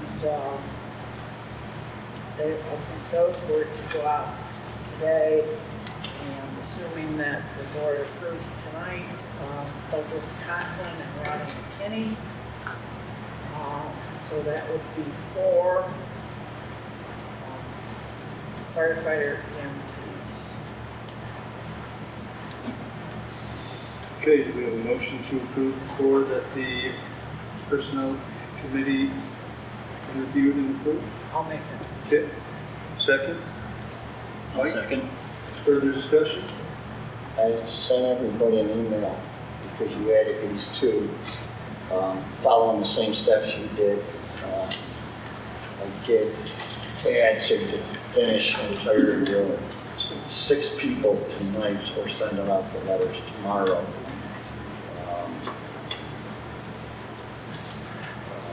What was it, Abert and someone trying it out. There's Abert.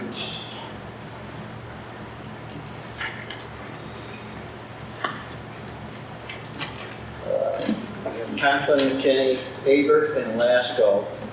Abert and Lasko have both been interviewed, and there was nothing ever found wrong with them. Lasko, who was reviewed before, was a career firefighter up at Watertown, transferred to Lateral to go to the Fayetteville. And within a year or so being there at Fayetteville, he got promoted to lieutenant, which is something we're looking down the road. Abert is also a lieutenant. Works various companies. So he has a bunch under him. He's also an MTO. Can I just ask if we're putting people's business out on camera, is this executive session stuff? No, you brought up Conklin and McKinney. Right. We brought up names. We brought up names, we didn't go through all their stuff. I'm just curious if this is executive session. Well, at this point, I would just interject that it's premature to select additional people because we haven't finished the interviews. It would be appropriate to fill all the positions when we still have interviews. You just kind of conflicted yourself. So Did I say that? you were going to add more, and you didn't want to add what I just requested or suggested, but you added Conklin and McKinney. Because that still leaves 2 open spots. So we've got, we're presenting 4 names, and feel that it's premature to do any other name because we still have.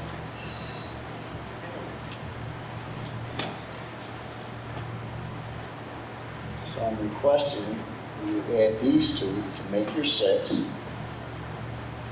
and finish it. This has been 2 months. Can you tell me why the interviews have taken I don't think that this is 2 something months? that should be discussed in public. Because if there was a reason that they were not selected previously, that may have changed at this point, but I don't think this is something that we should be discussing right here, right now. They've interviewed people. We've got 4 potential hirees right here. We need to approve these and then move on to the other 2 or whatever the remaining number is. Period. Period. Do we have a date that you will finish with the other 2? So we've talked that we're gonna canvass the list, so we don't have a date for that last spot, and there is a scheduled interview for the 22nd. So can you explain to us how you've got a full-timer list that you're canvassing? So we're gonna no, you can hire part-time off the list. So we would canvass the list with the great stipulation, as I reported, that they have their New York State 229 or equivalent, right? And the canvass would be for part-time employment. So in our group 1, they took the firefighter full-time position test. They took a firefighter test.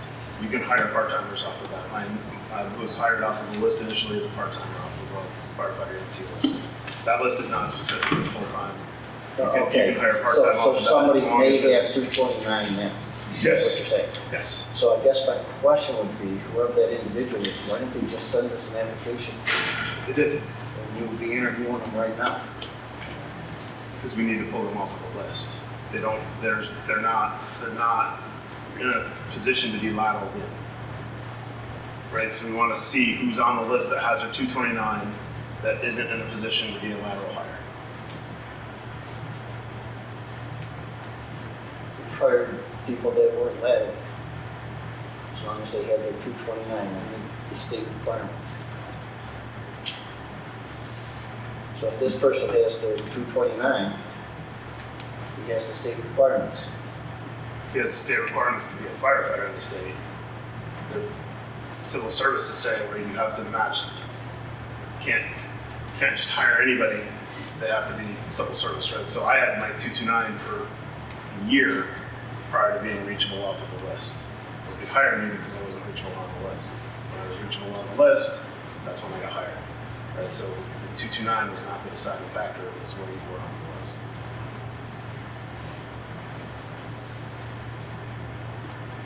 So this person is not in group 1, is what you're saying. You would have to canvass regardless, right? But you canvass group 1. We would canvass the list. We can decide how deep we want to go. We can canvass the whole list with that requirement of the 229 and see who's out there that we don't know. So that's part of leaving the spot open and seeing what the results of the canvass are.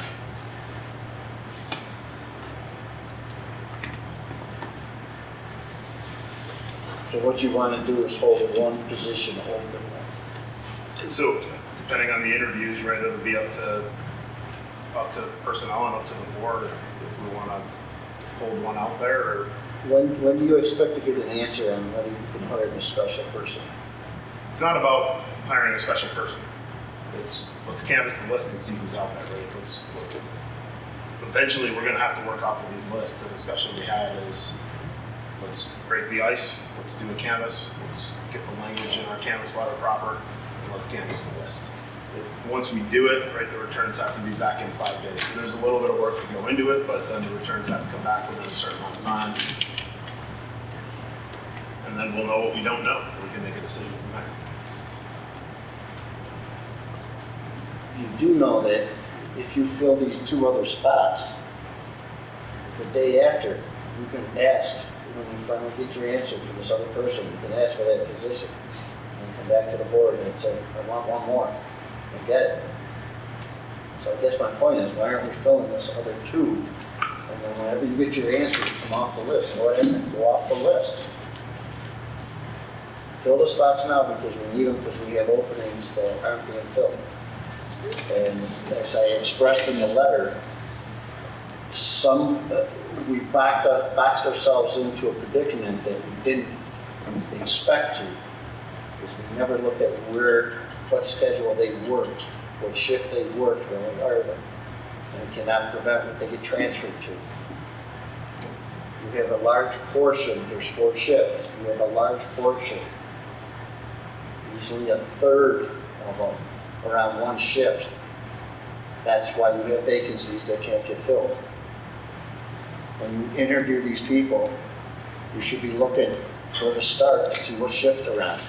Because if you put them all on one shift, there's going to be a quarter of those shifts that will not be filled. Thank you. So we need to fill those 2 spots. The And committee is working on it, the personnel committee is working on that, and as Kit has stated, they need to interview, we need to get back to that, and once they do, then she'll bring it back to us. So we have 4 right now, that'll put us 4 ahead of where we were 10 minutes ago, or 15 minutes ago. do you have a time period of when you will get back to us? How about by next meeting? Will that work? It should be sooner. It should be, but we're gonna be 4 ahead if we approve the 4 right now. But if we don't, I mean, we can continue to talk. We can. Okay, let's talk. Have you got a good battery life left? Absolutely. Okay. Perfect. My concern is we've asked for these for over 2 months. Correct, and we do have open positions. Yes. We do have shifts that are not filled. So this right here is going to get you 4 more people, Yes. okay? We haven't interviewed people. We haven't interviewed the other 2 people. There's more people out there that we need to interview. We did interview people before that for some reason we said, we like this person better, we're not gonna hire that person at this time, okay? We're looking at the pool again. We're looking to see who's out there. Charlie, I've been on the interviewing thing, and it has never taken this long is my concern.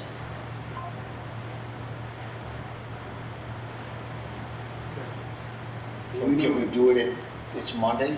Do you think you could have 2 by, I should just look over here. Do you think you can have 2 by Friday?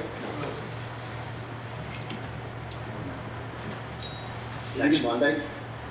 No, we'll have 2 by the next meeting.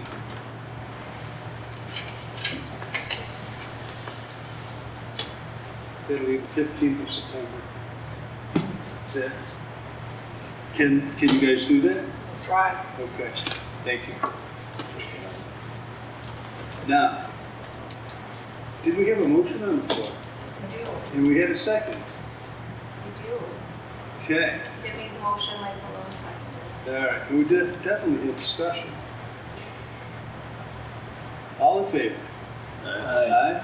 Opposed? Was it a Yes. opposition? Okay. And any abstentions? Nope. So moved. Thank you. So also, the personnel committee has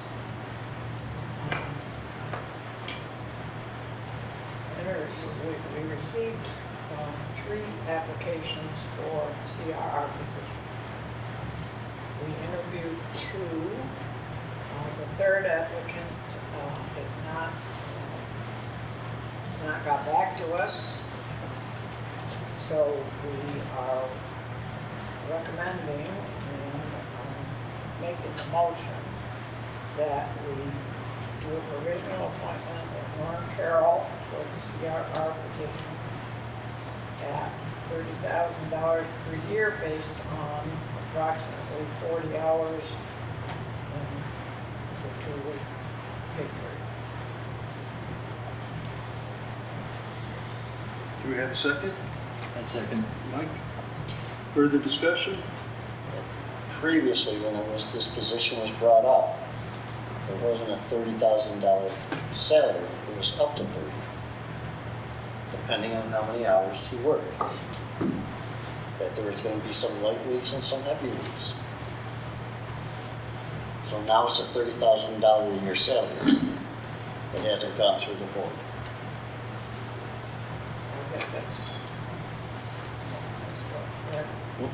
what we're proposing. It's,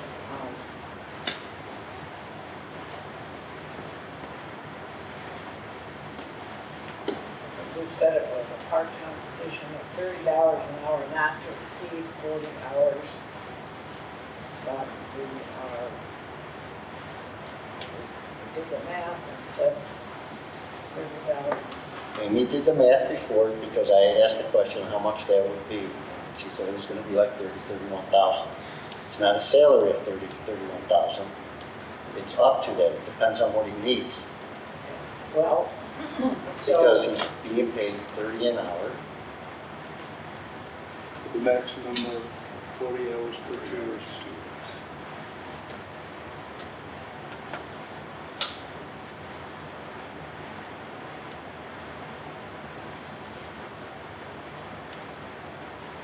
And it was discussed before that this is part of the chief's job. Now the big question, is it coming out of his salary? Because he will have less things to do.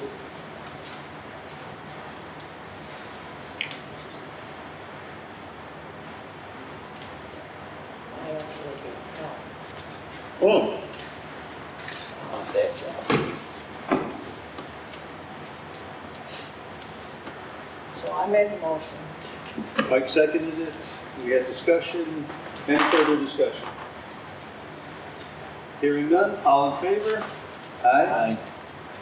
Opposed? Opposed. And abstention. Okay. So we have Mike Chura opposed, nay. Mark Harrison, nay. Malone, yes. Thompson, yes. Myself, yes. Okay. So, vehicle maintenance. Anything on that? At this time, the undercoating has been done. Maintenance has been done on the vehicles through Colden. They found a few little minor things, but nothing major. Truck 2, we're still waiting on that one to get maintenance done. Okay. Undercoating will be completed in the near future. We just have to correspond, get the vehicles and all that dropped off the station. Overall, everything else been up and running good and haven't hurt anything. Okay. Building grounds maintenance, Mark?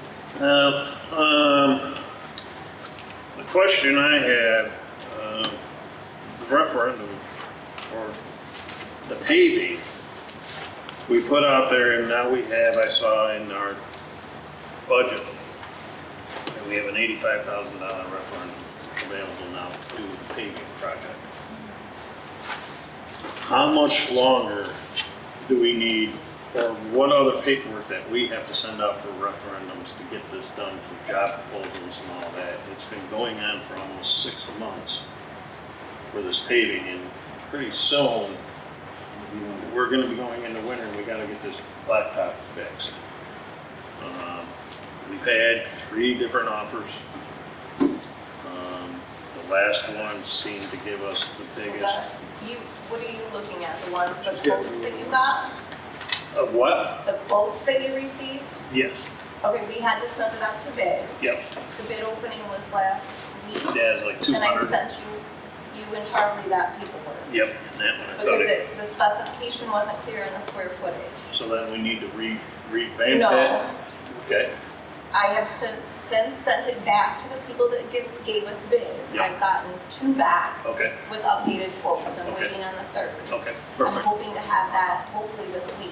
Okay, perfect. It still looks like there's one that still is the lowest, but Yep, not sure yet, and it's under the 85. perfect. Okay, so then we'll be. But we have to go by that, we can't go by the quotes that you got. Okay, so then we'll be moving forward with that pretty soon. Hopefully we can get that wrapped up. It depends on what you guys do tonight, Yep, because we still have to get the revised quotes. So the board could make a motion to allow you and Charlie to review those quotes and go with the lowest, best possible Right, bid, so we right. can move forward. We can't sign anything, I think, till Wednesday is when the permissive referendum would be up, because that'll be the 30 days. I think it's Tuesday or Wednesday, maybe. Okay. So we have a couple days before we can really do anything anyway. Hopefully we'll have the other quote back by then, or, Yep. but it would be up to the board at this point to say, do we wait till the next meeting till we have all the quotes? Can you guys review it, report back? Whoever wants to make that motion to move forward, or we wait till we get the bids and bring it back next month. And that just puts another one. Yeah, it just keeps delaying it and delaying it. And I would like to get this wrapped up before winter time comes, because once plowing hits, it's gonna be a mess.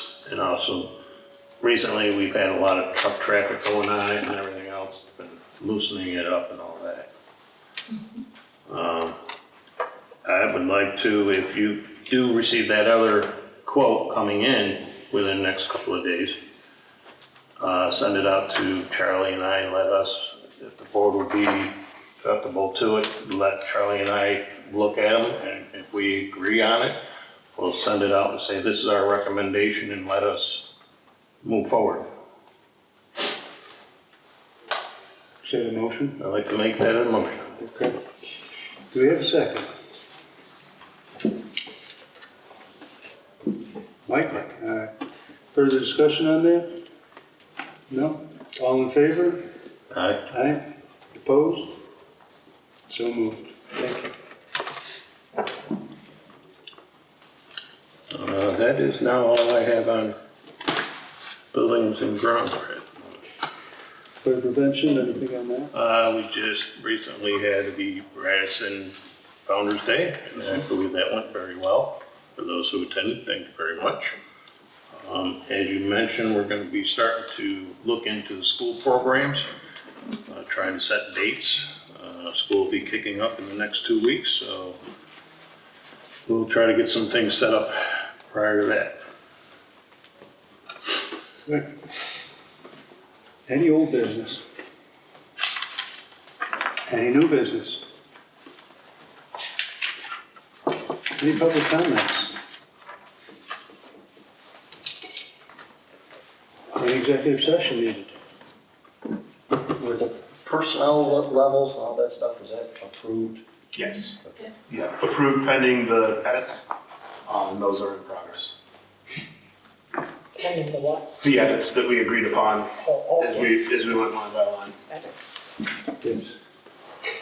All right, looks like next commissioner meeting is September 15th, 7 o'clock, right here, Station 1. Everybody's invited. Please come and stop by. We have a motion to adjourn. Mark? Mike? I asked. You did it. Oh, you did. All right, so moved. Thank you very much. Thank you.